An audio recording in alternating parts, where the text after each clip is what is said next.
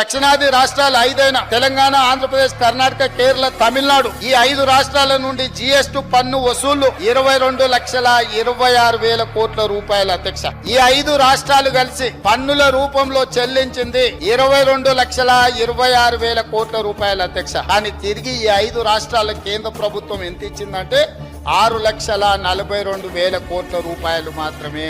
5 రాష్ట్రాలు 22,26,000 కోట్లు చెల్లిస్తే 5 రాష్ట్రాలకు తిరిగి కేంద్ర ప్రభుత్వం ఇచ్చింది 6,42,000 కోట్ల రూపాయలే అధ్యక్ష. అదే విధంగా ఒక్క ఉత్తరప్రదేశ్ లో పన్నుల రూపంలో 3,41,000 కోట్లు చెల్లిస్తే ఉత్తరప్రదేశ్ కు 6,91,000 కోట్ల రూపాయలు తిరిగి కేంద్ర ప్రభుత్వం చెల్లించింది అధ్యక్ష. మన 5 రాష్ట్రాలకు ఇచ్చిన నిధుల కంటే ఒక ఉత్తరప్రదేశ్ కే అత్యధికంగా ఇస్తున్నారు అధ్యక్ష. ఉత్తరప్రదేశ్ నుంచి కేంద్ర ప్రభుత్వానికి జిఎస్టీ పన్నుల రూపంలో వచ్చింది 3,41,000